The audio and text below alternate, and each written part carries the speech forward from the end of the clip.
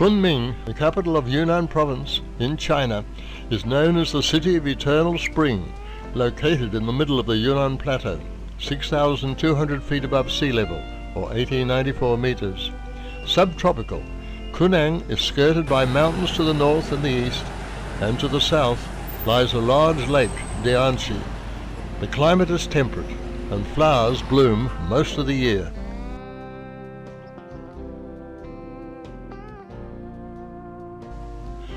From our hotel room, we look down on one of the busy intersections of this city, which China lists in its first group of cities of historical and cultural importance.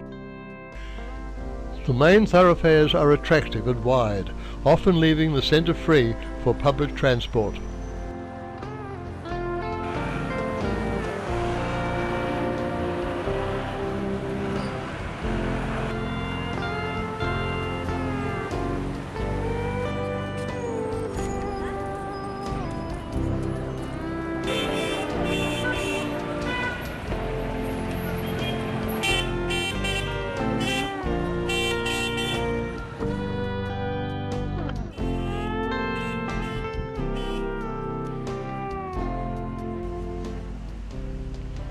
The push bike is still a popular means of transport. When you enter the lesser roads or streets, you really feel the experience of a different culture. China has its own stamp, which is not Western.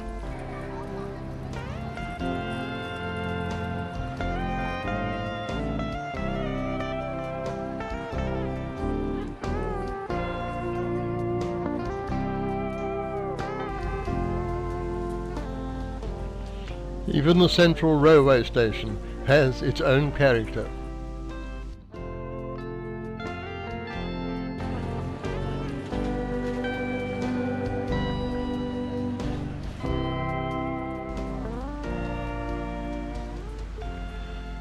A short walk from our hotel brought us to the river, where at this point gardens flanked the water in front of modern tenements. The street cleaner was a prominent feature, and the streets were clean.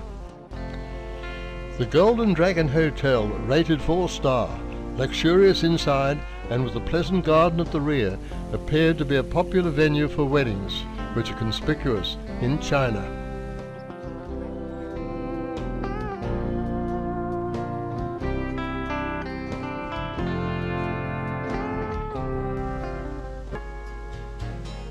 Located on the top of Minfeng Hill in beautiful surrounds is the home of the Taoist Taipei Palace, which is the largest copper temple in China, known as the Bronze Temple.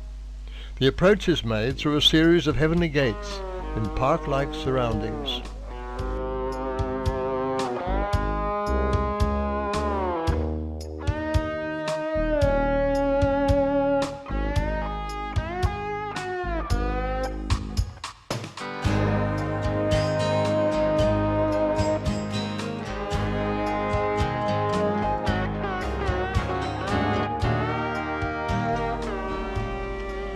The history of the Bronze Temple starts during the Ming Dynasty in the reign of the Emperor Wanli in 1612, at that time governor of Yunnan province and a devout Taoist.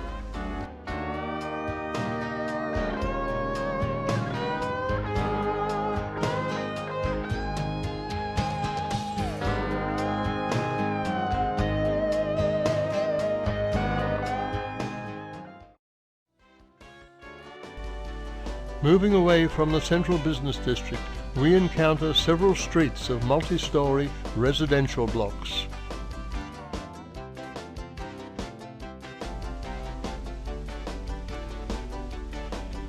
Nearby is Kunming's flower and bird market, set in the old part of the town.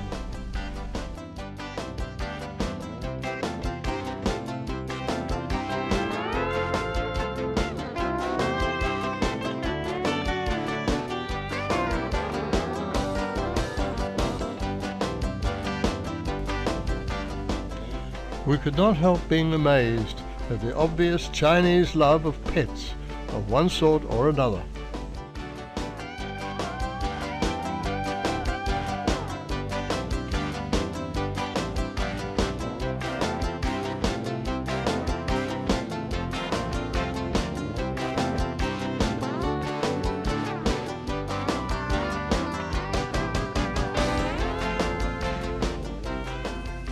your little fish in a plastic bag of water, ready to take home. The rabbit and the bird seemed quite compatible, but I don't think Pussy would have fitted in. My, this does seem difficult. I think there should be some way of escape.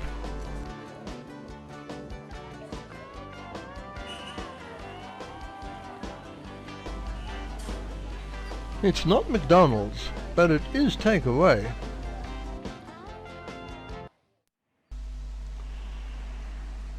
A 15-minute drive takes you to the Western Forest Park.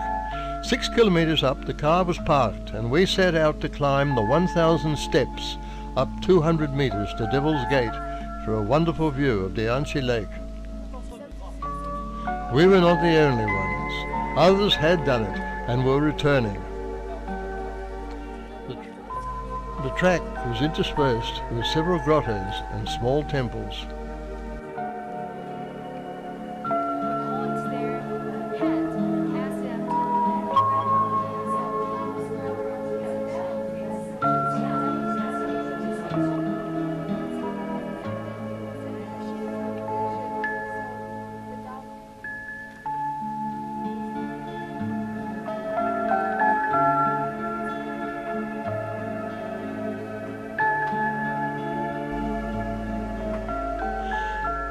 For the most part, the climb wound around the edge of the mountain, and the views of the lake were superb.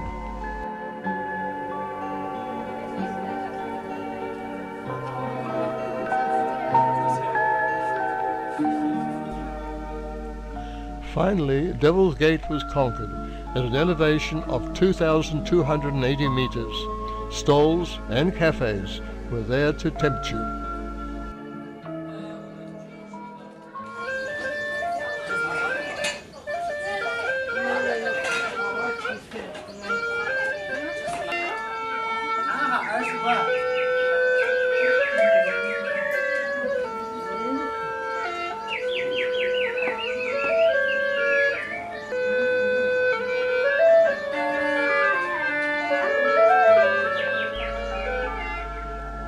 The return journey was made on the chairlift, a 20-minute ride, passing a belvedere and many lake views.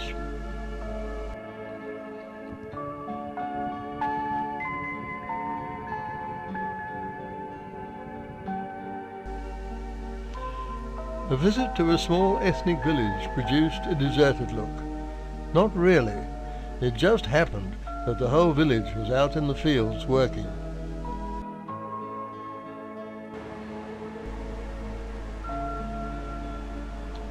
A product of their labours, corn drying in the sun. With a quack quack here and a quack quack there, all waiting patiently for their reincarnation to Peking.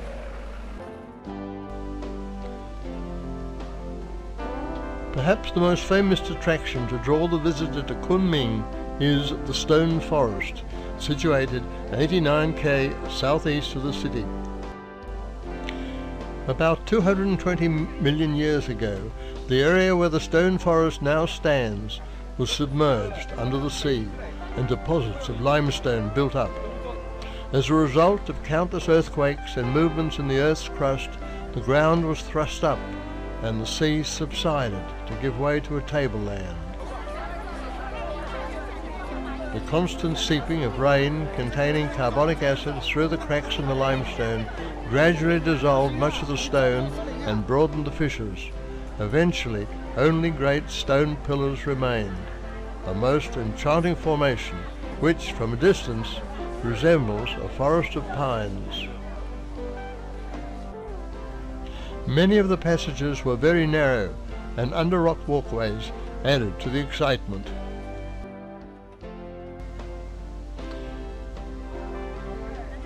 This phenomenon now attracts tourists from all over the world, and the Chinese have developed it to provide its best features for the visitor.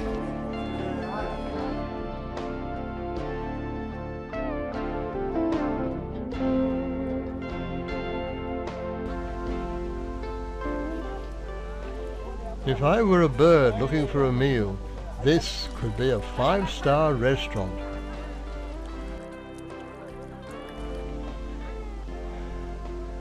Many of the curious stone formations resemble, well, perhaps you can give them your own name.